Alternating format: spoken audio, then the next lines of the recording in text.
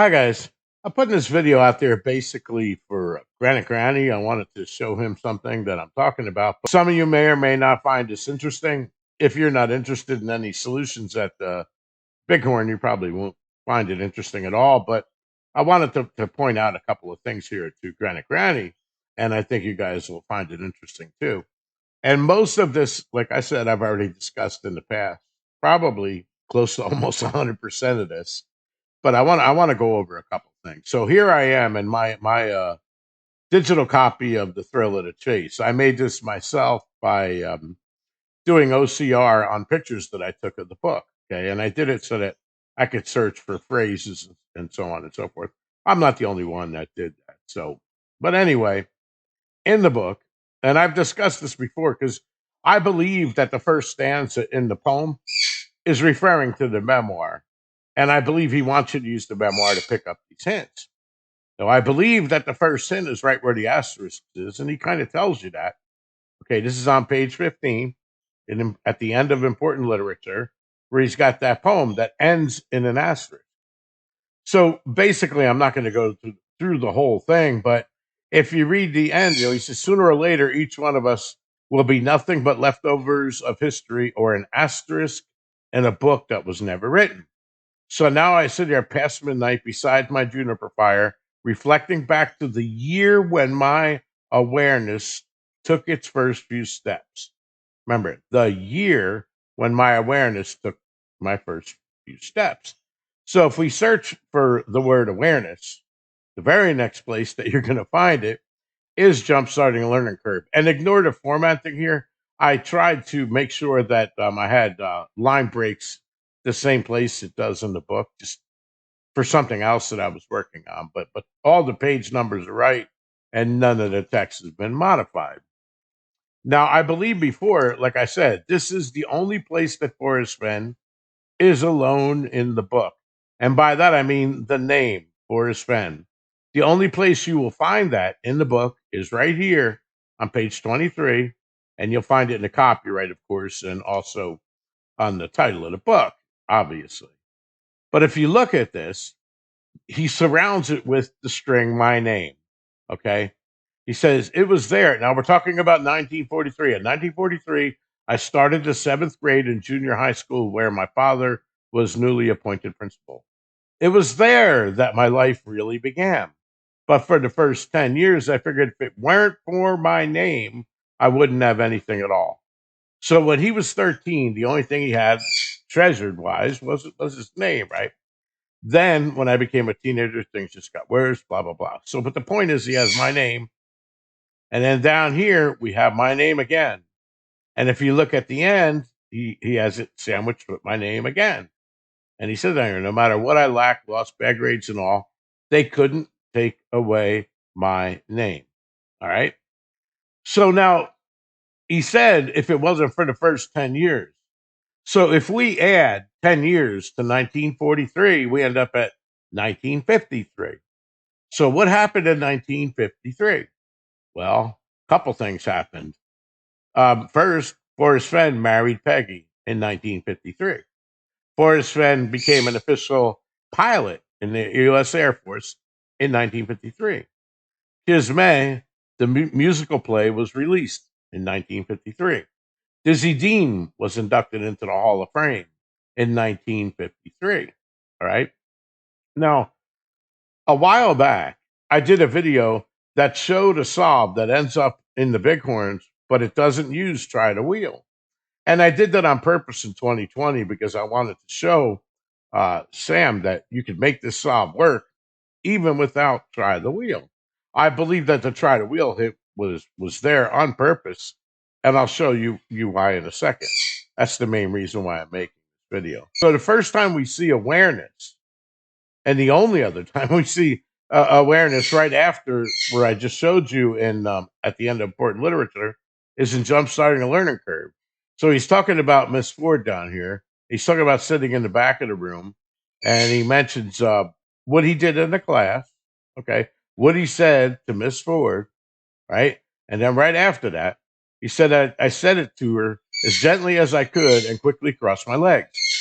The snickers around the class did little to belay her anguish And for a faint moment, my growing awareness compared the look on her face to the can opener ad I'd seen in Good Housekeeping magazine. Okay. Now, I talked about that in a recent video. That's where, if you look at the 1943 Good Housekeeping magazine, they also came out with a cookbook that featured a section on canned food. And the reason why they did that is because we were under war rations. And in that same issue, they had a ton of advertisements for obvious reasons of can openers. And one of the ones they highlighted was the P-58, which is the one that was known as the John Wayne in the military. You can go and check out that video if you want to hear more about that. So basically, that's what we have here. So his awareness first began in 1943, but he talks about 10 years. So if we add 10 years, it brings you to 1953, which is when he married Peggy. All right. So let's say we're not gonna use the wheel. So here we are in Google Earth, and we have Wedding in the Waters. And I'm not going to describe the place other than to say that this is all the Wind River back here. The Wind River, while it's going through the Wind River Canyon, right after it leaves the Indian reservation just before Thermopolis, it crosses over what's known as Wedding of the Waters. What happens at Wedding of the Waters is the Wind River is renamed to the Bighorn River. So the Bighorn River headwaters is right here. So suppose that was your warm water, where warm waters halt, right? So he's telling you to take it in the canyon down, but he says not near. So in other words, he's clearly not talking about the Wind River Canyon, which is right next to it. So it's near, but it's too far to walk. Well, he's sending you downstream because the very next canyon you hit is right here, where it enters Montana and it goes into the other Indian reservation. So the Bighorn, you're taking it to the Bighorn River to the Bighorn Canyon. Okay, not far, but too far to walk. Put in below the home of Brown. The very next thing is from there, it's no place for the meek. Well, right here, you have Devil's Playground and Devil's Canyon. It's the first canyon that you enter right at the point where you enter the reservation and the Bighorn Canyon. Okay, so now we're going up a creek. This is Devil's Canyon, right? And Porcupine Creek goes up here, okay, and then it goes past Bucking Mule Falls, and then we got Porcupine Falls over here. So that's why a lot of people end up at Porcupine Falls. They're treating this as no place for the meek, and when they say ever drawing nigh, it's because you went from Wyoming into Montana, and then you're coming back into Wyoming again. Okay, and then heavy loads water high would be the Porcupine Waterfalls. So if you look at that solve, everybody's constantly going around. Okay, they're skipping where our current solve is. Now, now just hear me out again. If you had to try to wheel hint, if you were to follow the solstice sunset, you'll notice that after it comes down, okay, into Five Springs Basin, and then it enters the mouth of Five Springs Canyon, okay, and that's where we have Five Springs Creek going into Five Springs Canyon. It goes over Five Spring Falls through Five Springs Campsite number 9 and the other 10 are at that site. Crosses over Rainbow Canyon, so we have the end of the rainbow, and then of course it's going to intersect the Bighorn. But if you knew about that, right, and based on all the information I've showed you about before, that the natives believe that their spirits follow this line right up to the wheel and jump into the center cairn, that's that same line that goes over where our nook is and right over campsite number 9. So if you had that as a hint to show you that, in fact, the real warm water salt is over here and everything is named Five Springs, you would correctly solve it. But over the years, everybody, including us, up until June of 2020, when we realized our mistake. It's right here. It's not where we thought it was. It has nothing to do with Porcupine Falls, right? So if you were coming down the river, even if you didn't use, like I said, begin at the wheel, if you began it where Forrest Fenn second treasure came into his life, his wife, Peggy, and that wedding of the waters, that would be when his life really, started. So if you followed the Bighorn River down there, okay, if you've been wise and found the place, so this is the place, right? So he's telling you to not go to no place for the meek. Instead, you're going to come off at the very next creek, which is Five Springs Creek. And you would know that because if you knew Try the Wheel, you know how all of this comes into play.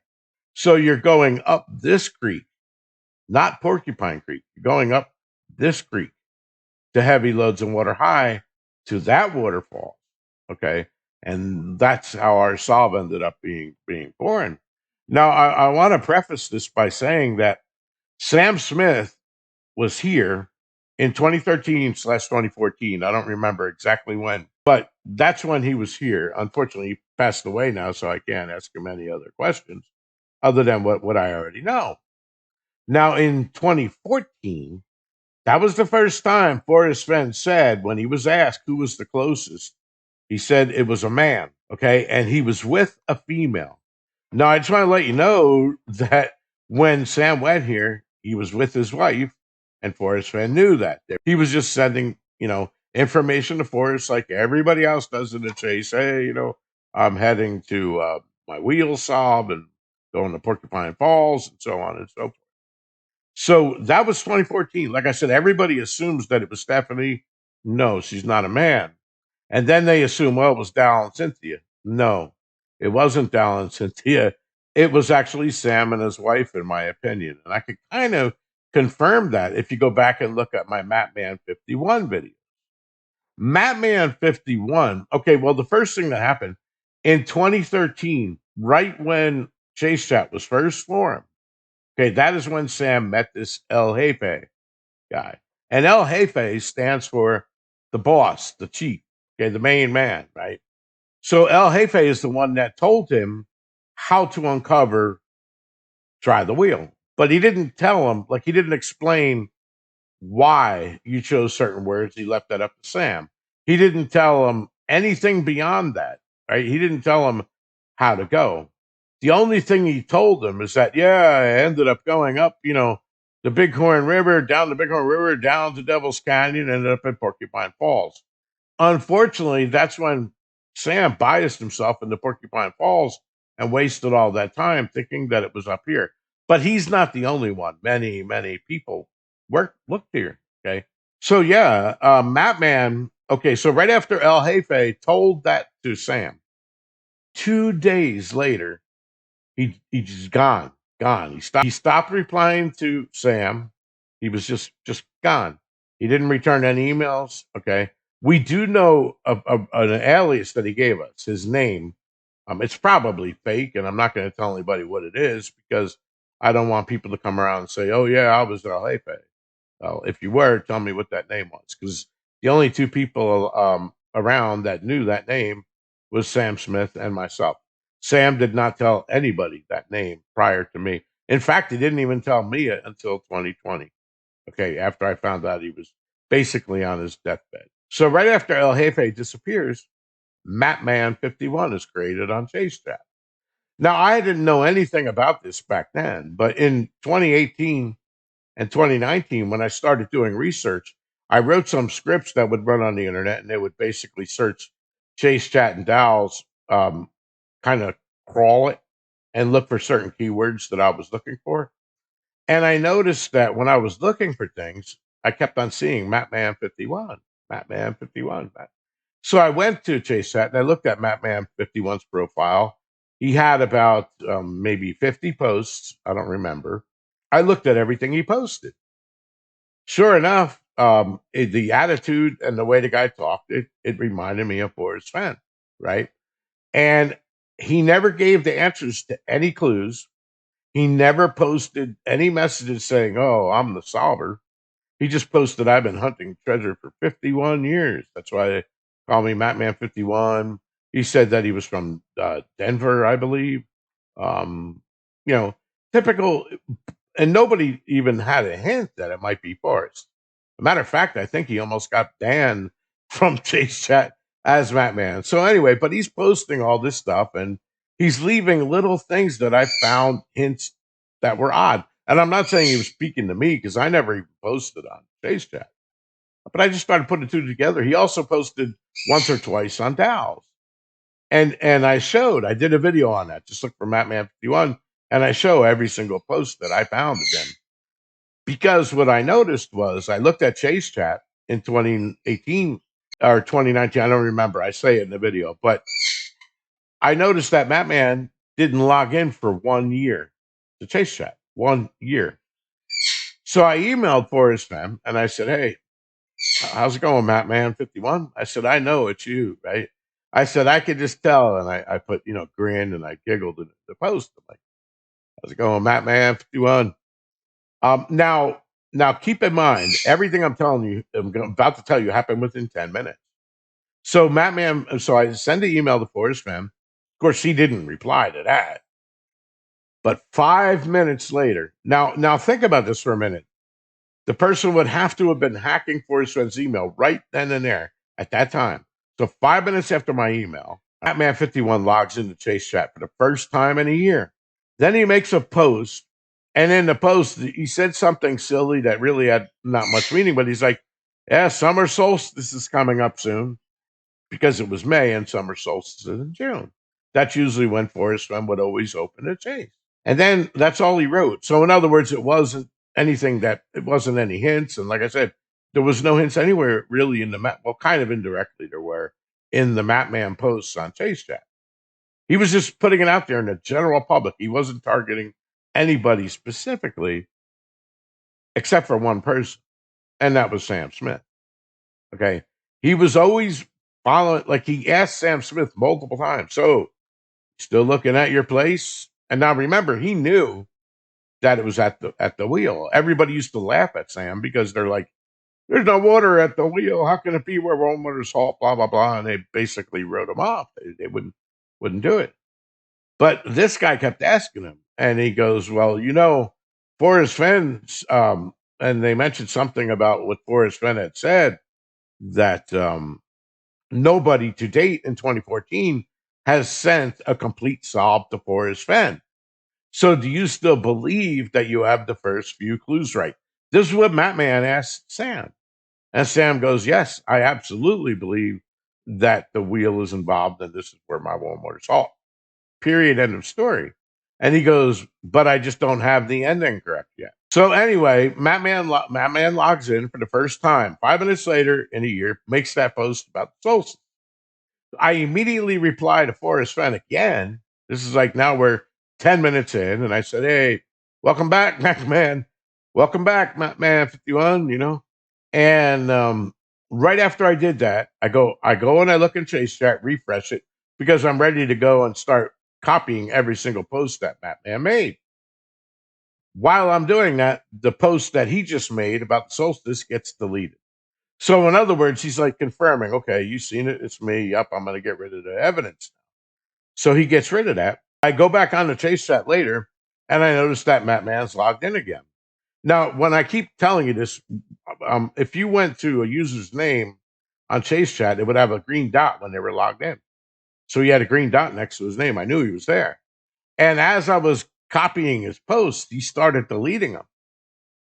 Okay. And I quickly grabbed as many as I can. And then I went to the Wayback Machine, got the rest.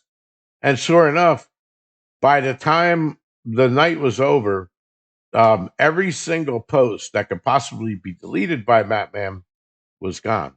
And I was watching him delete them, right? The only ones he couldn't delete, and they're still there. On Chase Chat, when you quoted somebody, like if somebody quoted Mattman, it will put his name in the quote. And since it wasn't Mattman's post, he couldn't delete it. That's how I know it wasn't a moderator that removed him. There's no way this would have happened within a 10-minute time span that they would have got like Stephanie or Mindy and said, "Oh, quickly you go delete Mattman." And either way, it would have been evidence that he knew I was on to him, right? There's just no way that that's going to happen that quick. And even if somebody did hack his email and happened to be there at that exact time, that 10-minute time frame, they would have also had to know his password and login credentials on Chase Chat. And then they would have had to make that post, delete that post, and go and delete all the rest of the posts, which a moderator can do like almost instantly. There's no reason why it would take a couple hours to delete everything. And sure enough, all of those posts were gone.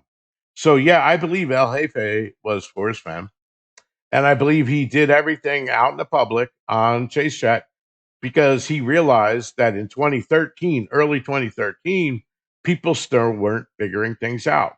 So he said, "Okay, I'm going to go on Chase Chat." And he was looking for a partner. He's like, "I'm looking in Wyoming and I'm looking for a partner. I think I got to solve. Anybody want to work with me?" And everybody, of course, was, and you can still see these posts. No, everybody was ignoring them because back then everybody was tight-lipped, right? They didn't want to give out their sob. They were greedy. They didn't want to share it. So Sam figures, well, what the hell? I mean, I'm 70 years old. I can't afford to travel. I mean, I'm almost 70. I can't afford to travel. I'll hook up with him. So he emailed him. And that's why El Jefe worked with Sam. It wasn't like he pre-planned this. Sam was the only one that replied to him, right? So yeah, I believe that. I believe he put that out there. He put that out there in public so that it would reveal Try to Wheel, and he wanted to see if that would move anything along. Unfortunately, it really didn't because nobody knew what Try to Wheel meant. I believe that Try to Wheel means exactly what it says. Try. Try means to make an effort to do something. So make an effort to do what? Well, what do they do at the wheel? Seems pretty obvious to me. So anyway, that's what I believe, and that's just what I wanted to show you. So, and the other thing I want to point out that we never noticed was that when you're sitting at the wheel in the F turn, okay, when Rigel rises, which is Orion's toe, the Orion's belt is basically pointing down in this general area, which is where the three wise men are on the bench. Okay, the three shaman. So yeah, I mean, I'm absolutely convinced. I mean, I'll never change my solve, but even if my solve is wrong, and by the way, this red line that I drew is, as you can see, it's not accurate. I just put it down there for this video. It'll probably really intercept it somewhere over here, but you get my point. You're coming down the Bighorn, then you're supposed to go up here, right?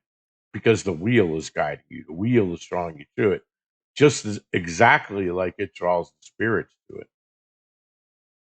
So anyway, I hope you guys like this video and have a great week. That's really all I have to say. Peace.